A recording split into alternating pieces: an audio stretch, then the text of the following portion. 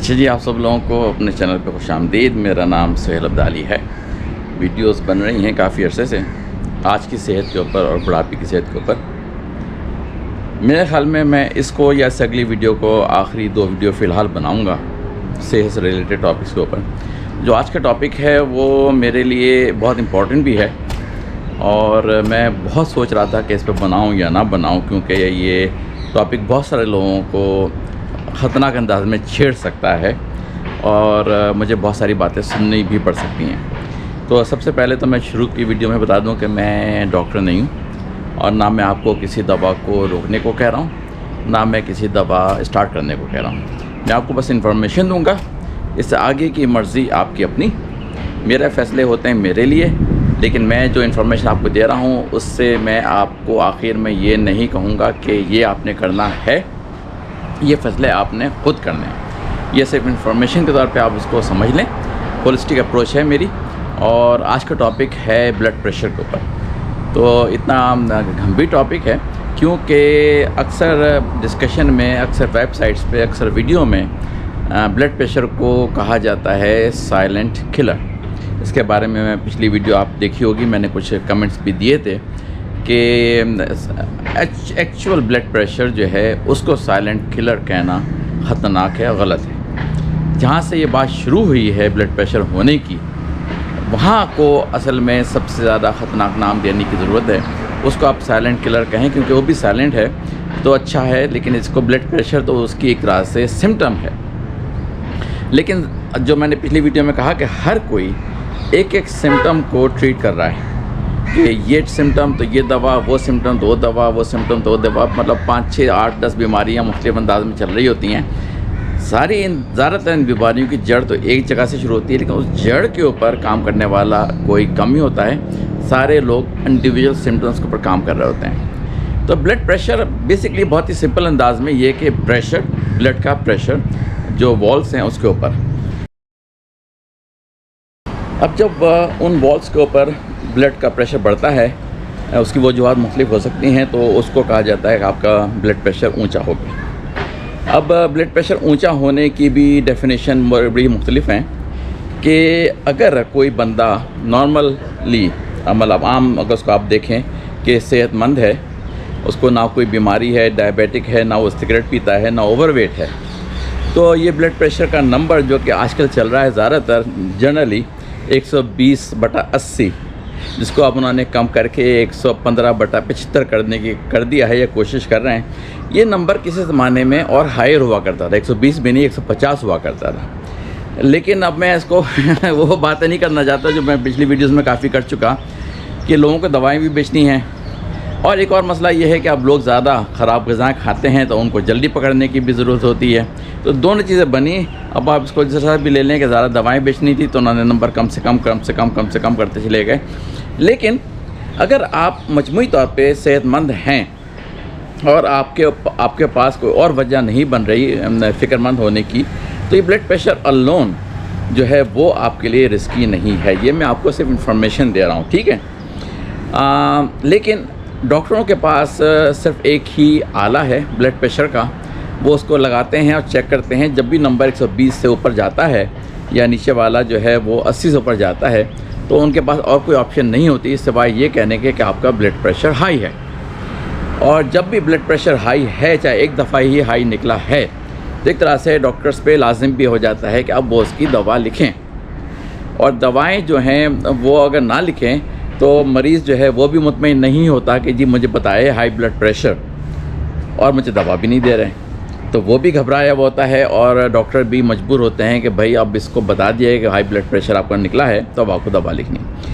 अमूमन ये होता है कि आप इसको पूरा ग्राफ बनाएं कुछ दिनों के लिए ताकि पता चले कि कितनी वक्त किस वजह से ऊपर जा रहा है, किस वजह से नीचे जा रहा है। कुछ लोग तो डॉक्टर की शक्ल देखते ही उनका ब्लड प्रेशर ऊँचा हो जाता है, तो वो एक अलग वजह भी हो सकती है। लेकिन ये कि ज़्यादातर केसेस में देखने में आया है कि जैसे ही मेजर किया ब्लड प्रेशर और वो हाई निकला, तो वो डॉक्टर की तरफ जो मरीज़ है उसकी नज़र भी होती है कि भाई क्या ख़बर है, तो कहते हैं हाँ जी हाई है। तो बस ये हाई है कि मतलब ये कि अब उनको दवा चाहिए। और दवाएं जो हैं ज़्यादातर वो होती हैं जो कि एक तरह से पानी को आपके जिस्म से डायरेटिक दवाएं खिलाती हैं, जो कि पानी को आपके खून से निकाल के ज़मीन से निकाला जाता है ताकि वो बाहर निकले और उसी के ज़रिए कुछ सॉल्ट भी बाहर निकले।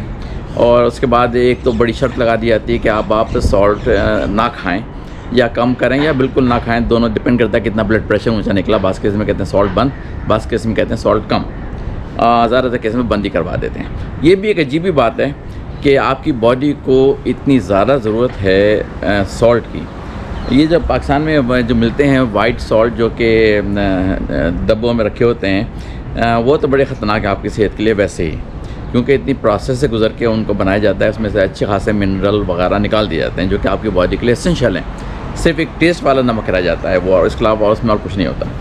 लेकिन बकिया सॉल्ट जो है, हिमालयन सॉल्ट है, पिंक सॉल्ट है, ये सब चीज़ें जो हैं वो आपकी बॉडी के लिए बहुत शदीद ज़रूरत रखती हैं, और उनको बंद कर देना आपकी बॉडी के साथ जुल्म है, क्योंकि ये वो चीज़ें हैं जो कि उसके बॉडी उसके बगैर सही तरह से फंक्शन नहीं करती। दूसरा मसला ये है कि जब आप ब्लड प्रेशर को दवाओं के ज़रिए रिड्यूस करते हैं तो फिर उन ऑर्गन्स में जहाँ पर के ब्लड की सप्लाई ख़ास प्रेशर के साथ होनी चाहिए वो नहीं हो पाती, तो कुछ ऑर्गन्स भी इससे अफेक्टेड होते हैं ब्लड प्रेशर की दवाएं कम लेने के बाद और उनका प्रेशर कम करने के बाद। ये सब आर्टिफिशियली कम किया जा रहा है, इसमें कोई रूट कॉज तलाश करके उसको मसले को हल नहीं किया जा रहा है। आर्टिफिशियली नंबर ड्रॉप किया जा रहा है आपका ब्लड प्रेशर का। जब नंबर ड्रॉप हो जाता है तो लोग मुतमईन हो जाते हैं, भाई ब्लड प्रेशर मेरा काबू में चल रहा है। किस तरह काबू चल रहा है? दवाओं के ज़रिए काबू में चल रहा है। ये समझ में नहीं आता है कि ये दवाएँ जो है किस कदर दूसरे अंदाज में नुकसान पहुँचा रही हैं आपको। लेकिन बात ये होती है कि ब्लड प्रेशर जो है, वॉल्स जो हैं थिक हो जाती हैं आपकी, जहाँ से ब्लड गुजर रहा है, वो होती क्यों है? तो उसका इल्ज़ाम कहाँ पे लग जाता है? कोलेस्ट्रॉल के ऊपर। वो भी एक अजीब ही तमाशा है कि कोलेस्ट्रॉल के ऊपर सारा इल्ज़ाम थोप दें आप उठा के। असल वजह जहाँ पर शुरू होती है वो तो आपकी इंसुलिन रेजिस्टेंस की वजह से शुरू होती है, और वहाँ से आपकी आर्टरीज़ के अंदर एक और मसला क्रिएट होता है जो कि कभी लोग मालूम भी नहीं करते और उस पर तवज्जो भी नहीं देते। वो है आर्टरीज़ के अंदर कैल्सिफिकेशन, यानी कि कैल्शियम के डिपॉजिट्स। उसकी वजह से आर्टरीज़ ज़्यादा नैरो होती हैं, और ये जो इंसुलिन रेजिस्टेंस है उसकी वजह से डेंसिटी पार्टिकल जो कि एलडीएल के पार्टिकल्स होते हैं लेकिन लो डेंसिटी स्मॉल पार्टिकल्स होते हैं, उनके पास फिर जगह बन जाती है आर्टरीज़ में क्रिएट जगह करके घुसने की, तो वहाँ से डिपॉजिट शुरू हो जाते हैं। अब वो भी कोई नहीं बोल रहा कि इंसुलिन रेजिस्टेंस की वजह से ये जो लो डेंसिटी पार्टिकल एलडीएल के बहुत ज़्यादा क्रिएट हो रहे हैं आपके अंदर, उसकी भी बात कोई नहीं कर रहा। बस एक बात ही आ जाती है कि आपका शरीयानों का मसला जो है कोलेस्ट्रॉल के ज़रिए। कैल्शियम का जिक्र मैंने बहुत ही रेयर केसेस में कहीं सुना है कि इसको भी कोई समझता है, जानता है डॉक्टरी प्रोफेशन में, कि कैल्सिफिकेशन के ज़रिए जो आर्टरीज़ आपकी नैरो होती हैं और जो हार्डन होती हैं, हार्डन होने की वजह जो है कैल्शियम ज़ाहिर कैल्शियम है, बोन में जाएगा तो बोन को हार्ड करेगा, आर्टरीज़ में जाएगा तो आर्टरीज़ को हार्ड करेगा, एक तरह से उसको सॉलिडिफाई करेगा तो उसमें जगह कम होगी। उसके टेस्ट भी होते हैं, लेकिन वो मैंने शायद अभी तक सुना नहीं है कि डॉक्टर हजरात फ्रीक्वेंटली करवाते हैं ब्लड प्रेशर की सूरत में कि कैल्सिफिकेशन कितनी हुई हुई है आर्टरीज़ के अंदर। वो पता चल जाए तो फिर आप उस पर काम करें। अब उस पर क्या काम करें? 2-3 चीज़ें हैं जो कि आपकी कैल्शियम वहाँ से निकाल के आर्टरीज से वहाँ पहुँचाएँ जहाँ पर कि उनकी ज़रूरत है। अब वो उसमें सबसे इम्पॉर्टेंट चीज़ जो है वो अभी तक डॉक्टरों की समझ में नहीं आई ज़्यादातर। मैं आपको बताता हूँ, एक विटामिन K2 है जो कि अभी बहुत ही कम डॉक्टर्स को पता है कि ये विटामिन K2 का करिश्मा क्या है। K1 K2 से लेके शायद K8 K9 तक की बात चल रही है, लेकिन अभी तक 2 K सीरीज़ में विटामिन जो हैं, ये मिनरल्स कह लें, विटामिन्स कह लें, एंजाइम्स कह लें, ये बहुत ही ज़्यादा पॉपुलर हो रहे हैं। K1 जो है एक तरह से उसको सिर्फ K कहा जाता है, वो है आपके जब ब्लड कहीं से कट लग जाए तो ब्लड के ऊपर जो करंट आ जाता है उसको ब्लड को रोकने के लिए, वो K1 है। और अगर आप ब्लड थिनर ले रहे हैं ब्लड प्रेशर की वजह से, तो वो मसला वहाँ क्रिएट होना शुरू हो गया। वहीं से कनेक्शन है K2 का भी। अगर आप ब्लड थिनर लेते हैं या दवाई लेते हैं इसकी ब्लड प्रेशर की, तो K2 भी आपका डिप्लीट हो रहा है बॉडी के साथ। और अगर आप वहाँ से दवाई ले रहे हैं कोलेस्ट्रॉल की, तो Q10 वो भी डिप्लीट हो रहा है, फिर में सॉल्ट भी ख़त्म हो रहे हैं। ऐसी चीज़ें मिलजुल के आपको तबाह कर रही हैं। लेकिन एक चीज़ का इधर इलाज, एक चीज़ का उधर इलाज, एक चीज़ का उधर इलाज, इसकी वजह से सारी तबाहियाँ मिलजुल के आपके साथ आ रही हैं आपके ऊपर। और आप खुश हैं कि मेरा ब्लड प्रेशर कम हो गया है, मेरा कोलेस्ट्रॉल कम हो गया है, लेकिन असल में उनकी वजह से जो मसाइल आपकी ज़िंदगी में पैदा होंगे आपकी बॉडी में, वो बहुत लॉन्ग लास्टिंग है और बहुत मुश्किलात पैदा करेंगे एज जैसे आपकी उम्र बढ़ती चली जाएगी। तो मैंने आपको K2 बताया, उसकी 2 फॉर्म होती हैं, MK4 और MK7। इतनी डिटेल में मैं नहीं जा रहा कि उनमें क्या डिफ्रेंशिएशन है। MK7 बता देता हूँ कि वो वेजिटेबल जो बीन्स हैं उसके ज़रिए ज़्यादातर एशियन कंट्रीज़ में क्रिएट होती है, और MK4 की दूसरी सोर्स है। ठीक है, MK4 से MK7 जो भी सोर्स मिल जाए कोई मसला नहीं है। MK4 ज़्यादा अच्छी है क्योंकि अल्टीमेटली MK4 ही बनना है सब चीज़ों ने, लेकिन MK4 वाला K2 विटामिन आपको चाहिए ताकि वो आपका कैल्शियम ब्लड की शरियानों से निकाले और आपकी हड्डियों पे जहाँ पे उसकी ज़रूरत है वहाँ जाके लगाए।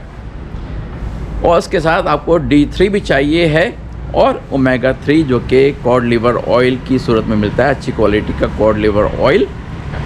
D3 और K2 की कॉम्बिनेशन आपको उन मसाइल से कम करवा देगी जो कि हाई ब्लड प्रेशर क्रिएट करवा रहा है। लेकिन बात यहीं तक नहीं रुकती। ब्लड प्रेशर क्रिएट हो, मतलब शरियानों में मसला जो क्रिएट हो रहा है, अगर कोलेस्ट्रॉल की वजह से हो रहा है तो वो हो रही है आपकी एक तरह से इन्फ्लेमेशन क्रिएट होने की। मैंने आपको बहुत सारी वीडियोस में बताई वजह कि जी आपके खाने पीने, तेल वगैरह और मीठी चीज़ें, चीनी और साथ में जो है कार्बोहाइड्रेट्स, ये वजह सारी बन रही हैं आपके जिसमें में इन्फ्लेमेशन क्रिएट करने के लिए। वो इन्फ्लेमेशन जो है, और फिर कोलेस्ट्रॉल का काम क्या है, जैसे आपके शरीयाना में इन्फ्लेमेशन होती है उसको जाके रिपेयर करता है। तो ये गोरख धंधा जहाँ से शुरू हुआ है वो आपका फूड और आपका लिविंग स्टाइल, लाइफ स्टाइल्स को कहते हैं, वहाँ से गोरख धंधा शुरू हुआ है। उस पर तवज्जो तो है ना होने के बराबर है। दवाएं दी जा रही हैं ऊपर की तरफ से जो कि आपको करेंगी तबाह नीचे की तरफ। तो कोशिश आपको सारी जो सारी करनी है वो आपकी फ़ौरन, अगर आपको वाकई ब्लड प्रेशर पर काम करना है और आप समझते हैं कि इसको आपको ख़त्म करना है जड़ से, तो आप अपने फूड के ऊपर बहुत ज़्यादा तवज्जो दें। उसमें से वो सारी चीज़ें निकालें। इसमें कि शुगर आती है, कार्ब्स आते हैं, तेल आते हैं, सारे के सारे जो बाज़ार में बिकते हैं, इन सब चीज़ों का आप निकालना पड़ेगा। कम खाएँ, वक्त पे खाएँ, और अगर इंटरमिटेंट फास्टिंग कर सकते हैं तो वो सबसे बड़ा इन चीज़ों का इलाज है, वो करना शुरू करें। अगर आपको दवाएं अभी मिली भी हैं ब्लड प्रेशर को लो करने की, तो मैं आपको नहीं कह रहा कि बंद करें ना करें, लेकिन चेक करवाते रहें। अगर आपने ये बकिया चीज़ें सही कर ली, अपनी ग़िज़ा सही कर ली और अपना लाइफस्टाइल सही कर ली, इसमें से स्ट्रेस वगैरह निकालने की कोशिश करें। जिस तक भी है उसके मेरे बारे में एक वीडियो बना चुका हूँ, कोई बात नहीं, जाने दो। अगर आपने देखी नहीं तो जाके देखिए। सही वक्त पे सोएं, सही वक्त पे जाके वर्जिश करें। इन चीज़ों के साथ आप ब्लड प्रेशर को आसानी से ख़त्म कर सकते हैं। साथ में जो मैंने आपको 3 चीज़ें बताई हैं, K2 विटामिन ख़रीदिए, मुश्किल से मिलता है पाकिस्तान में, ऑनलाइन ही मिलेगा क्योंकि लोगों को पता ही नहीं। D3 जो कि आपको धूप से मिल सकता है, लेकिन वो भी लोगों को नहीं मिलता क्योंकि सब लोग ऑफिस में और घरों में घुसे हुए हैं, बाहर निकलते नहीं। और आपको जो कॉड लिवर ऑयल है जो कि जहाँ से आपको ओमेगा 3 लेना है, इन चीज़ों को भी इंक्लूड करें अपनी डाइट में, ताकि आपके जो डिपॉजिट्स हो चुके हैं उनको निकाला जाए वहाँ से, और आर्टरीज आपकी थोड़ी सी खुलें। और जो कोलेस्ट्रॉल का मसला है उसके ऊपर आपको अपनी ग़िज़ा, लाइफस्टाइल, दवाएं आपकी ख़त्म हो जाएंगी, आपका ब्लड प्रेशर का मसला ख़त्म हो जाएगा अगर आपने चाहा। और चाहने के लिए ज़रूरी कि ग़िज़ा सही और लाइफस्टाइल सही करें। ये 2 चीज़ें आपके हाथ में हैं जो आप कर सकते हैं। अगर आपने वो सही कर लिया तो आपका ये मसला ब्लड प्रेशर का ख़त्म हो सकता है, लेकिन आपको मेहनत करनी पड़ेगी। और मेहनत ऐसी कोई हल बैल नहीं लग रहा है इसके अंदर, कोई बहुत मुश्किल काम नहीं है कि आपको ये मेहनत ऐसी लगे कि मैं तो नहीं कर सकता, ये कर सकती, हर कोई कर सकता है। एक सिंपल सी बात है, खाने सही करें अपने, और अपना सोना जागना सही वक्त पे करें, और अपने स्ट्रेस को जितना मिनिमाइज़ कर सकते हैं करें, और वर्जिश करें। आसान काम है, ऐसा कोई बात मुश्किल नहीं है, ये तो सिंपल हर किसी को करना चाहिए। तो ये अगर आपने करना शुरू किया, उसके बाद अपना विटामिन K2 और D3, और उसके साथ अगर आपने कॉड लिवर ऑयल की सूरत में विटामिन E की तरह से आप ओमेगा 3 समझ लें, तो वो लेना शुरू किया, तो आपकी चीज़ें आहिस्ते आहिस्ते कंट्रोल में आएंगी। वज़न कम करना ज़रूरी है। अगर आपके ऊपर विसरल फैट है, जो कि फैट के अराउंड, जो आपके बेली के अराउंड है, उसको तो आपने ख़त्म करना है। उसका एक आसान तरीका जो है वो सिर्फ और सिर्फ खाने के ऊपर तवज्जो और इंटरमिटेंट फास्टिंग, यानी कि आप रोज़ा रखें। रिलीजियस वाले रोज़े की बात नहीं कर रहा, ये सेहत वाला रोज़ा रखें, जहाँ पर कि आप एक 16 घंटे तकरीबन रख लें, रफ एस्टिमेट, कि आप खाएंगे नहीं। आप जूस नहीं पी सकते, आप पानी पी सकते हैं, आप चाय पी सकते हैं, और चाय में भी कोशिश करें चीनी वाली चाय नहीं, और ये 2 चीज़ें आप कर सकते हैं पीने के हद तक, लेकिन जूसेस वगैरह कोई अलाउ नहीं है। अगर आपने ऐसे इंटरमिटेंट फास्टिंग की जहाँ पर कि फूड आपके जैसे में नहीं गया है 18 घंटे 16 घंटे, तो आप काफ़ी हद तक इन मामलात को सही कर सकते हैं, लेकिन ये आपके हाथ में है। ये मैंने आपको बात बता दी, बाकी आपकी मर्ज़ी। अगर आपको कोई सवाल है तो मुझसे ज़रूर पूछिएगा। दवाएं आपको छुड़वाने की मैं तरकीब बता रहा हूँ, छुड़वा नहीं रहा याद रखिएगा, डॉक्टर नहीं, इसलिए मैं ये नहीं कर सकता दवाएं छोड़ दें। लेकिन अगर आपने इस सफ़र पे अमल इस सफ़र पे गामज़न हो गए तो बहुत अच्छा इम्कान है कि 6 महीने में तकरीबन आपके मामलात अच्छे हो जाएंगे, इतने अच्छे कि आपकी दवाएं ब्लड प्रेशर की छूट जाएंगी। ठीक है, फिर अगले वीडियो तक के लिए खुदा हाफिज़।